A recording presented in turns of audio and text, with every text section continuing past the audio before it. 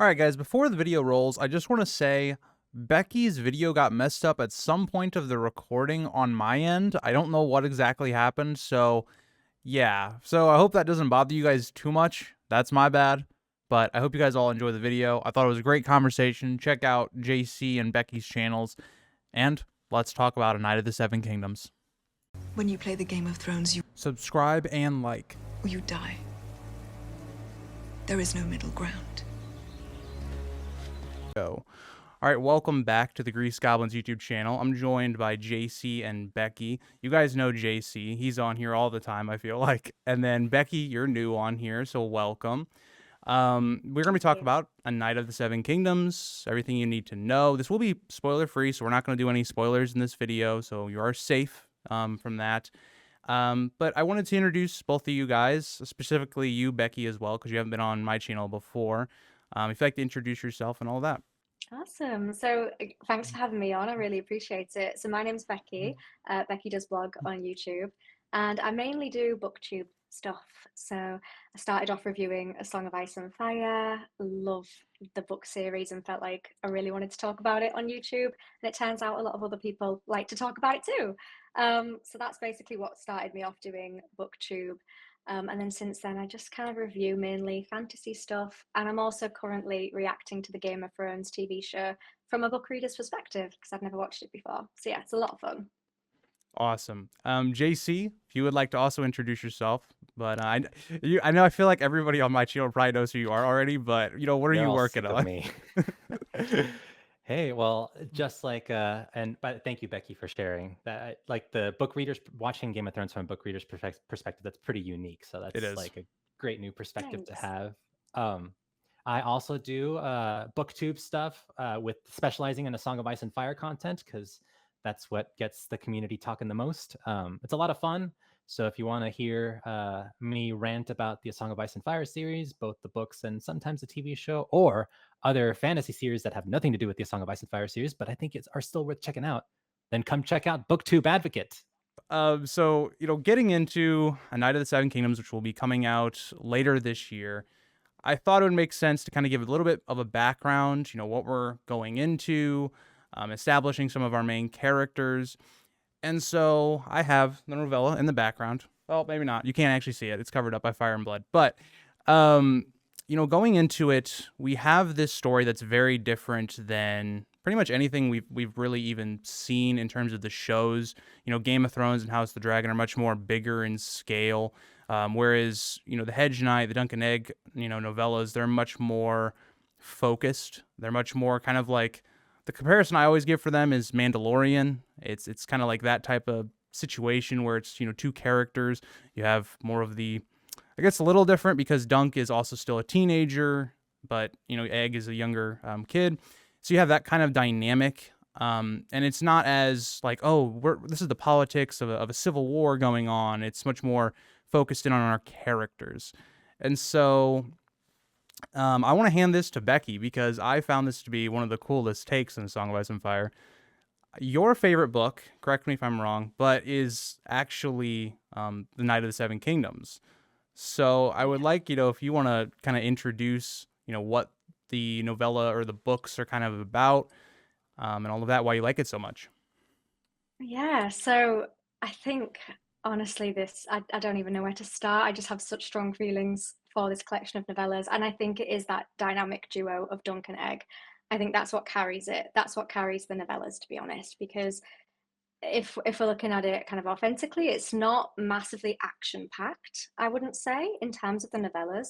I think when you're comparing it to A Song of Ice and Fire, it's not really the juiciest of action, but I think it's very, very character driven. And I think that the duo of Dunk and Egg, in my opinion, is perfect because there's that banter between them. And I think they carry the stories. And in particular, The Hedge Knight is obviously that introductory piece. So we're learning a lot about Dunk and his thoughts and perspectives and his kind of struggles with being a true knight and what he views as being a knight, and then learning about Egg and his feistiness and the adventures that they both go on. I think the writing style is so different to A Song of Ice and Fire. I think it's some of George R.R. Martin's best writing. I think in terms of the writing style, it's something so different. And I just completed the whole of Song of Ice and Fire core books when I then moved on to A Knight of the Seven Kingdoms, and it was refreshing.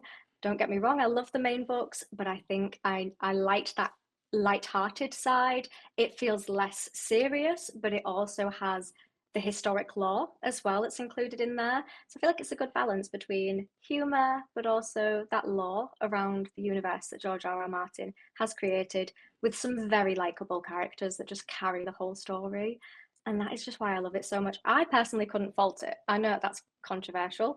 I could not fault anything about the novellas. So that's my opinion on it.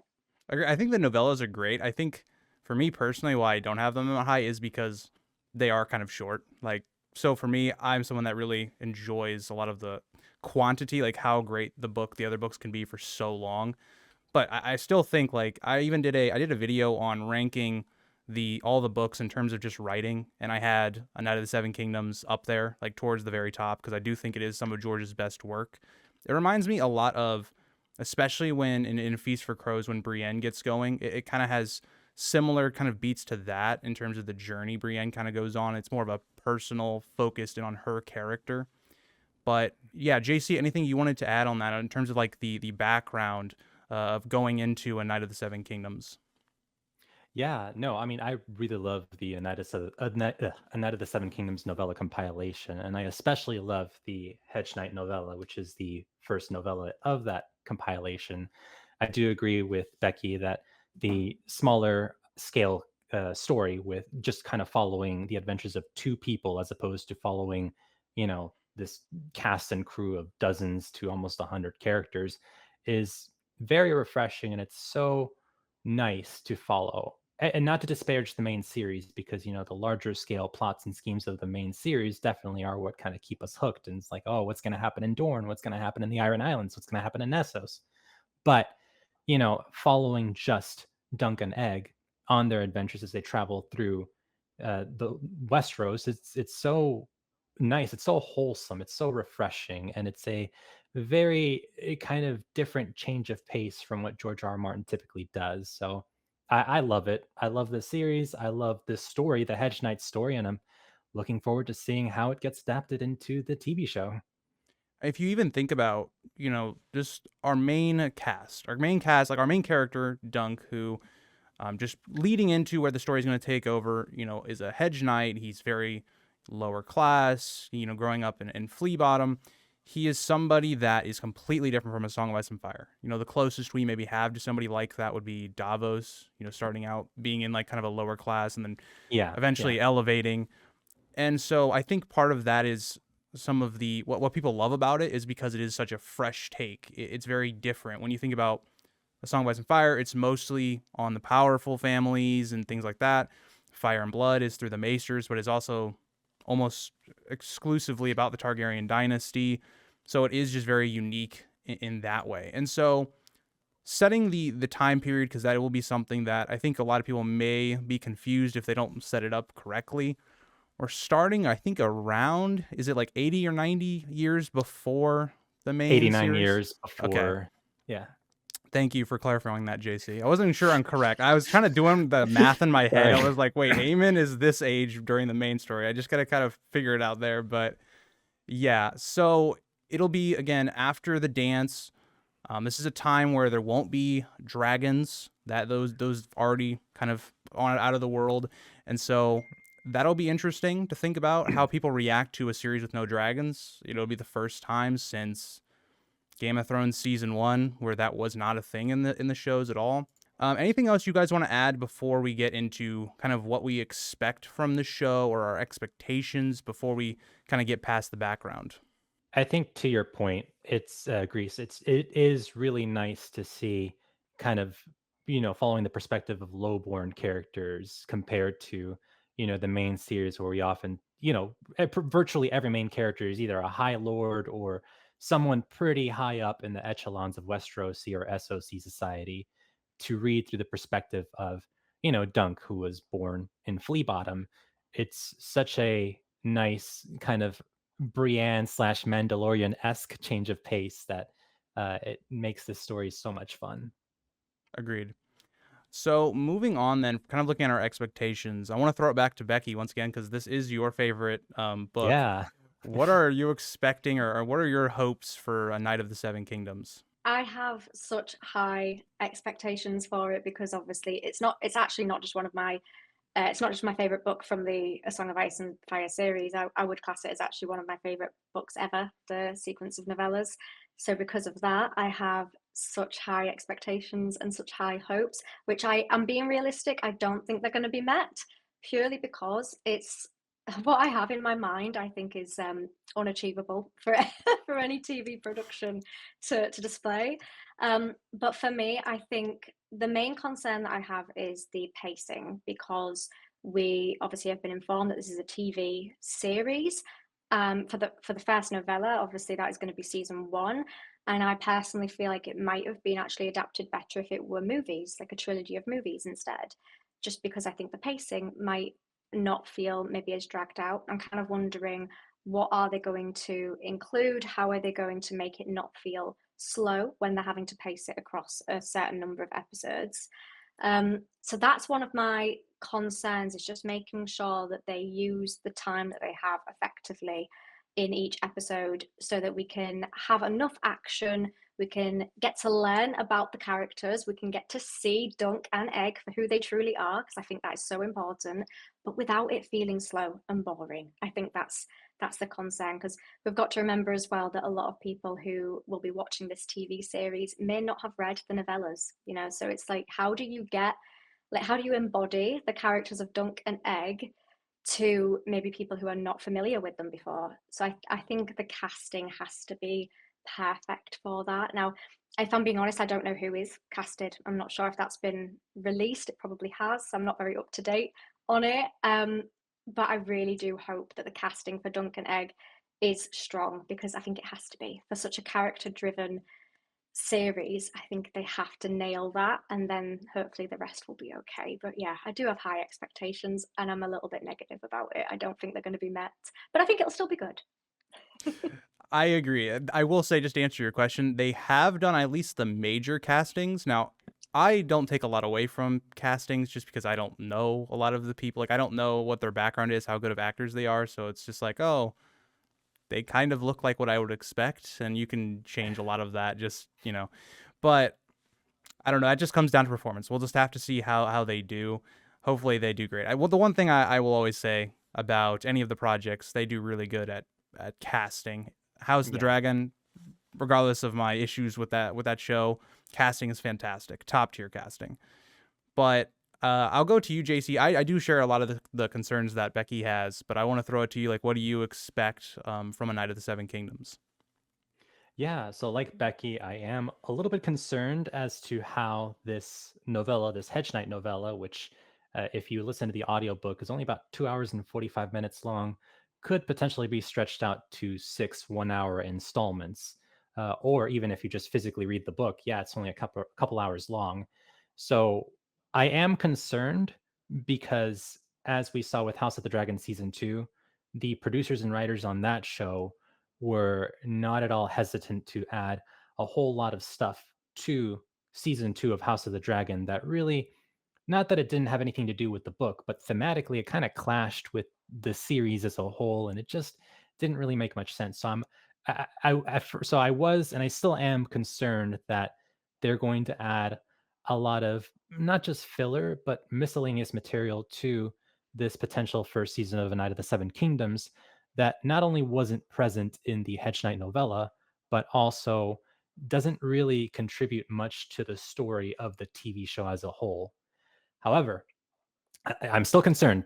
Yeah, well, I'm cautiously optimistic. I'm still slightly cautious, but I'm slightly less cautious after George R. R. Martin's most recent blog post on January 28th, where he said, "quote It's as faithful as adaptation as a reasonable man can hope for."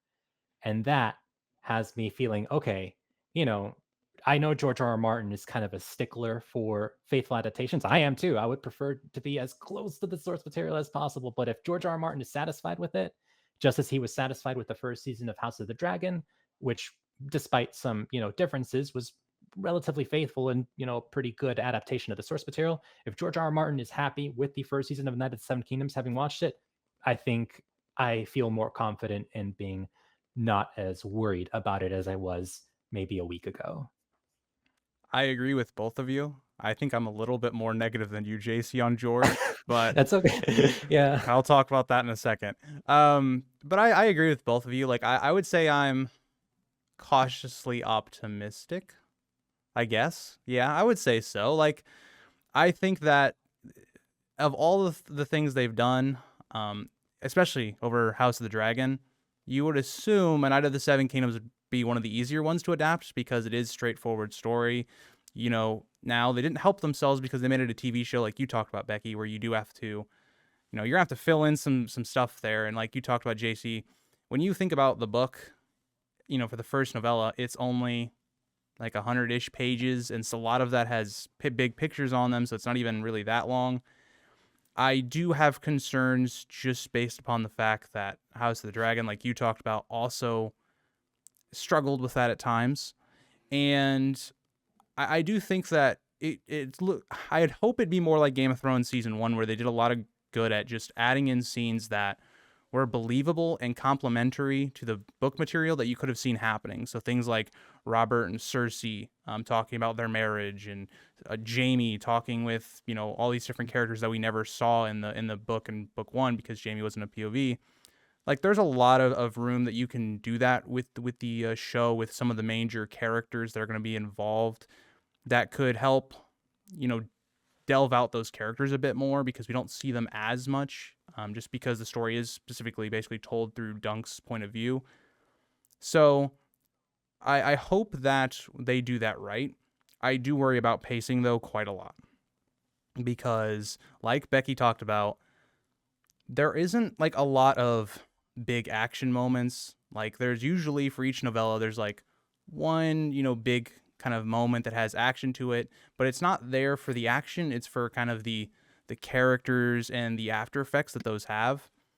And so I really wonder, when you expand this out now into 6 episodes, how do you, for more of a casual viewer, somebody that's not already wanting to see these novellas come to life, how do you get somebody to stick around and watch for multiple episodes where there's not a whole bunch happening in terms of that, like what you would see in Game of Thrones or what you would see in House of the Dragon? So that, I do think, is a concern. And George, I'm going to talk about George here for a second.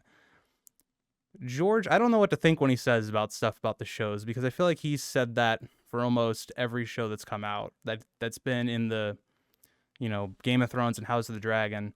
And so it makes me confident that he is happy about it and stuff. But at the same time, the man also did post an AI trailer on his Not a Blog.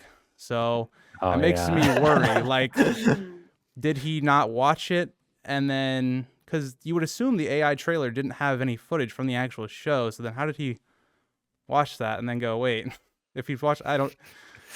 My only guess is he saw the thumbnail and was like, I got to post this, guys. But I don't know. That's my overall thoughts. Becky, JC, do you have anything else you want to comment on George's shenanigans?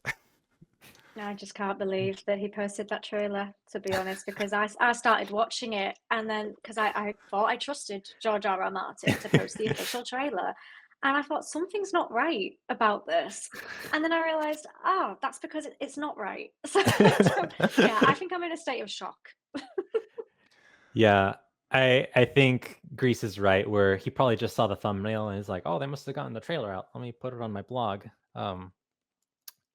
Grease, to your earlier point about there not being much action in this season and it potentially not grabbing potential new viewers to the United of the Seven Kingdoms TV show, George R. R. Martin, I mean, granted, we just finished discussing how George R. R. Martin may not be the most reliable when it comes to like, oh, this is going to be really great. And then it turns out to be maybe not as great.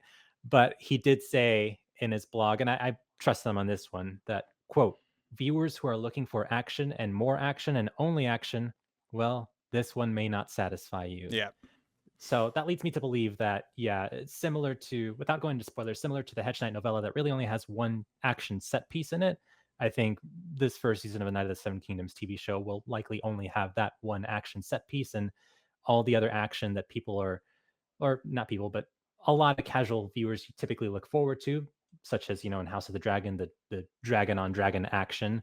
They're not going to see that here. It's going to be, hopefully, which I'm totally cool with, a character centered, focused piece, and that's what it looks like it'll be. So, fingers crossed they do that well. I want to clarify something, by the way. When I say like, oh, there's not enough action, so that I'm not saying that. Like, I'm saying that from a general audience, I feel like Yeah. people, like me personally, I like more character driven stuff. So like some of the things I really loved about House of the Dragon, especially in like season 1, was when they did a lot of that character work. That's why Viserys' scene in episode 8 is my favorite scene of the Oh, show. yeah. But it does worry me because if you go into this situation where, for instance, Andor, everybody loved Andor in Star Wars that watched it. Unfortunately, the numbers did not appear that a lot of people watched it compared to other things they did, like Obi-Wan Kenobi, that show, or the Boba Fett show. It worries me, like, if this is like let's say this is the best written like adaptation that they do and it's not reviewed that well, like how much does HBO now go, okay, well, maybe we don't need to be as faithful to adaptations. Maybe we just need to implement more action and stuff like that. Kind of, I feel like the route House of the Dragon's going, but we're not going to talk about that. It's a whole different thing. But yeah, I don't know. Does that worry either one of you guys that could happen or no? Becky, I would you think I like to go am first? worried. Yeah, I think I'm worried that they're going to try and overcompensate and add unnecessary action that doesn't make sense or isn't like faithful to the plot, and then it starts to feel like a different story. I think this is why, like you said, that earlier, JC, you said there's no dragon on dragon action that a lot of other people might have wanted from House of the Dragon. It's not as action heavy as Game of Thrones, but I think, like we say, sometimes you don't always need the action if there's some incredible world building and some amazing personable characters, which is why, again, I want to emphasize that I think they have to get the casting spot on for that. Otherwise, they're not going to fulfill that. But my concern, again, in terms of, they've got a set amount of episodes that they need to fill. We're going to have like 6+ hours of content from them when it's not actually that long of a novella. I'm worried that they're going to add in unnecessary action that we're just going to be watching thinking, does that tie in with the original plot, or like what is the purpose of this? So if they do that, I want them to make sure it makes sense and that it fits in with the original plot and that they don't deviate from that too much. So yeah, I've got a lot of concerns, to be honest. Yeah. This so this first season, the Hedge Knight doesn't really have, it has that one action set piece, but besides that, it doesn't really have much action. What I am super concerned about is, so like, I'm still concerned, but not as concerned as I was prior to this George R. R. Martin blog post, which I know, we shouldn't held to such reliable standards, but No, I the still give one it I'm some credit, JC, but I just don't. I yeah, don't know if I'm just as positive on it as you are. but the one I'm super concerned about, and it looks like they are going to go forward and greenlight this, is the second season of A Night of the Seven Kingdoms, The Sworn Sword. That one has like no action whatsoever. It's just a kind of lackadaisical. It's still good, but it's more of a slice of life kind of novella compared to the Hedge Knight novella and then the third novella, The Mystery Knight. Yeah, it does have that the Blackfire stuff. That stuff is good. So it's got, lore wise, Blackfire wise, story wise, character wise, it's thematically rich and deep. But as far as action goes, it doesn't have much action. So there are concerns that the writers and producers are going to look at the written material and be like, this stuff about Aegon Blackfire and the first Blackfire, are the casual fans even going to care? No, let's just add some more action. Yeehaw! And it's just it's gonna kind of dumb down the source material and make it maybe not as thematically rich, maybe make it less good. There are concerns there, especially for the second season. But as far as the first season goes, I think they may try to add a few more action set pieces, like small little action tidbits. But I don't think, hopefully they don't, ruin this season by just inserting random battles for no apparent reason. Hopefully. The only thing Hopefully. I could see them doing that I would kind of be interested of is if they did like flashbacks. Like now for Mm. the Oh second yeah. one, I think specifically, because like I brought up the Blackfire ties there. You know, maybe we could see a certain battle. But I do agree. One thing I think I'm like more concerned about this than anything else. And JC, you were kind of alluding to it earlier, and then I completely forgot about it. But I'm very concerned we're gonna get more Daron dreams, and they're gonna connect to the whole White Oh Walker yeah. plot. And I keep joking about it, but I really don't want it to happen. I do think we are gonna see some Daron dreams, but I don't So know. I you don't know know what what I it's going to think be. you know what I think we will see, particularly in the first episode, and something that I would not be upset at all about this. I think they are going to add flashbacks, but they're going to add flashbacks in the first episode about maybe Sir Arlen Oh yeah, Pennytree's 100%. childhood, how he Yeah. was growing up, instead of just starting out this first episode with spoilers, his death. Well, it happens in the first page, so hopefully that's not a spoiler. Spoiler But warning. It's spoiler like the warning. first line. Yeah, The yeah, he's first line dead. is him digging his grave. um, so I think they're going to pad out the first couple of episodes with flashbacks of Sir Arlen Pennytree's childhood, which I wouldn't be too, upset about because it contributes to the themes of the first season of this first Hedge Knight novella. Um, I also think they may, and this has not been confirmed, and the casting that there was no casting for Aemon Targaryen, but I think they may try to add a cameo of Aemon Targaryen just to kind of connect the Hedge Knight novella to the Game of Thrones series, where Aemon is now a super old man. So they could add something like that, and fans would be like, "Oh, yay, it's Aemon! Hooray for his cameo!" And it's a little fun little thing. Um, but yeah, once we get to some, especially once we get to the Sworn Sword, or even during the middle sections of this novella, where there's not really much action going on, it's a lot more conversation heavy stuff. Yeah, they kind of may just insert random scenes here to spread the source material out.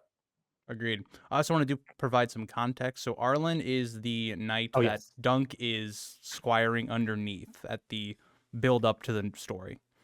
I won't say any more, but that's basically where we're at when we start the Yes. story. But I do agree. I think we could easily see a lot of flashbacks like that.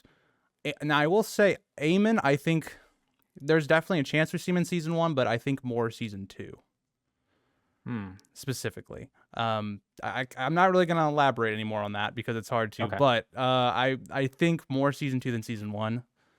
If we do see an Aemon, it would be, I think it'd almost be like another flashback type scene of of another character's childhood that I also won't allude to because it's also a spoiler.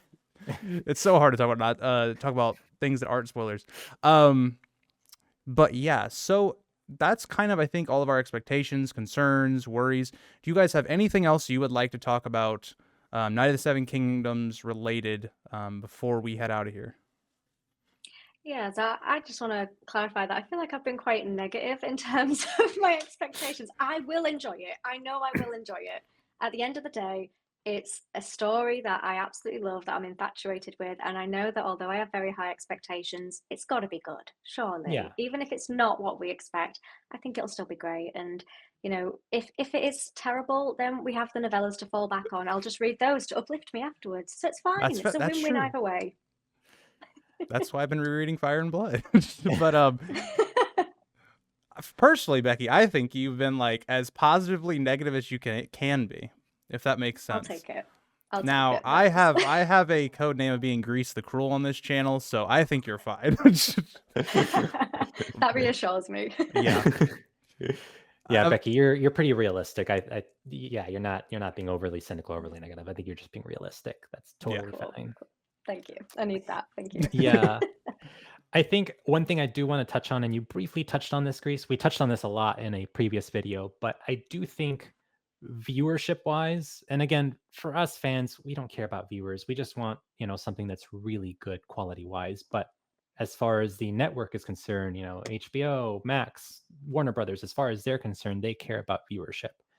And, when the first season of The Mandalorian aired, it was a huge thing for Disney Plus. They were getting so many new subscribers onto their streaming service platform. It was this big thing. And then The Book of Boba came out, and that kind of had slightly less views, and it wasn't as good. And then, Mandalorian season 3 was not very good. And then Obi-Wan Kenobi it kind of got a bump up in ratings because of the nostalgia people feel for for Star Wars episodes 1 through 3, but as far as the actual quality goes, it was not good. And then, Andor, as you mentioned, although it was great, did not have very good viewership. People were burned out. And in addition to that, kind of Star Wars had lost its specialness factor because you tended to see a new Star Wars show every year. So I think A Song of Ice and Fire, although it hasn't gotten to the point of that Star Wars has gotten to when it comes to just kind of repetitive TV shows that air, once, sometimes even twice a year, it has gotten to a point where it's slightly lost its specialness factor. We're excited. We're looking forward to a first season of A Night of the Seven Kingdoms, but it's definitely not to the hype that was there when the first season of House of the Dragon aired, because when that first aired, we were 3 years removed from the biggest show on planet Earth. Now we're only 1 year removed from a show that is kind of trending downward, so to speak, from House of the Dragon.